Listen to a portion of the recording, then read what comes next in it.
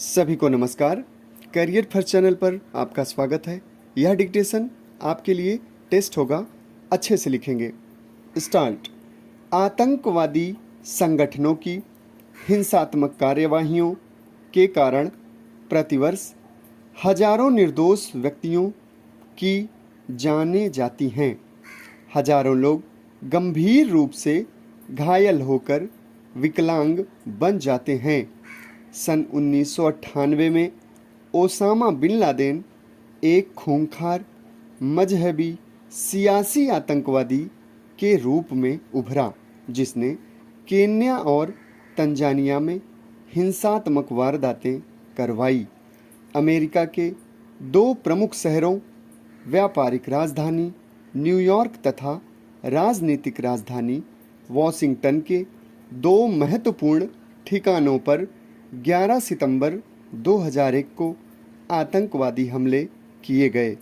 इन हमलों में बिल्कुल नया आत्मघाती तरीका अपनाया गया। अमेरिकी गुप्तचर एजेंसियों ने इस हमले के लिए सऊदी आतंकवादी ओसामा बिन लादेन की ही पहचान की, जिसने अफ़गानिस्तान में रहकर तालिबान संगठन खड़ा किया था। खुद लादेन अल कायदा नामक जो संगठन चलाता था, उसमें 60 देशों में सक्रिय लगभग 200 आतंकवादी गुट शामिल थे। इस हमले से क्षुब्ध होकर अमेरिका ने अफ़गानिस्तान पर आक्रमण कर दिया, जहां लादेन समर्थक तालिबान सरकार थी। अब अफ़गानिस्तान में अमेरिकी नियंत्रण में कठपुतली सरकार काम कर रही है और ओसामा बिन लादेन के ठिकाने का पता लगाकर अमेरिकी फौज ने बम वर्षा कर उसकी हत्या कर दी।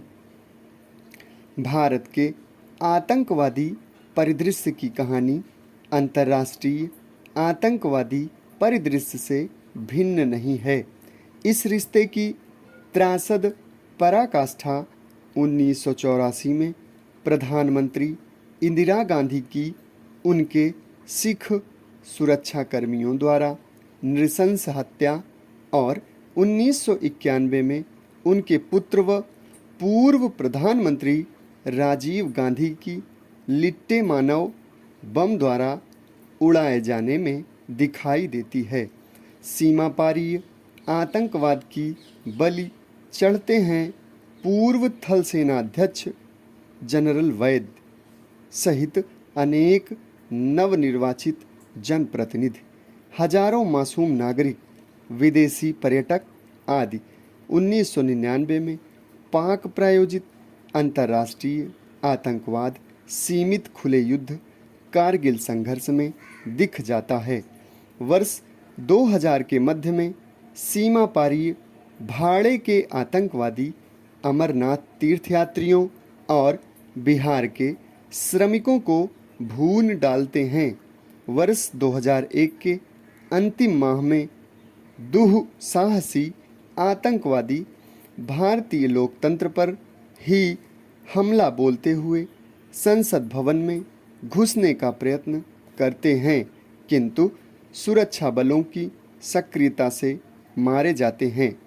आतंकवाद विरोधी अभियान में 12,000 से अधिक आतंकवादी सुरक्षा सेनाओं की गोलियों का शिकार हो चुके हैं। मुंबई में हुआ हमला भारत में आतंकवादी खौफ का ताज़ा उदाहरण है, जिसमें करीब 200 लोग मारे गए। बुनियादी तौर पर किसी भी देश की स्थापित वैध व्यवस्था के विरुद्ध हिंसात्मक कार्यवाही को आतंकवादी गतिविधियों में शामिल किया जा सकता है, क्योंकि वैध व्यवस्था अवैध हिंसात्मक हस्तक्षेप को कभी भी मान्यता नहीं दे सकती। यदि वह ऐसा करती है तो स्वयं उसके अस्तित्व का संकट उत्पन्न हो जाएगा। आतंकवाद एक ऐसी कार्रवाई है जो प्रत्यक्ष, नियमित, संगठित और केंद्रीकृत नहीं होती है, किंतु यह सघन और विस्तृत होती है। गुरिल्ला लड़ाई और नियमित घोषित युद्ध के बीच की यह व्यवस्था है। समाप्त। धन्यवाद।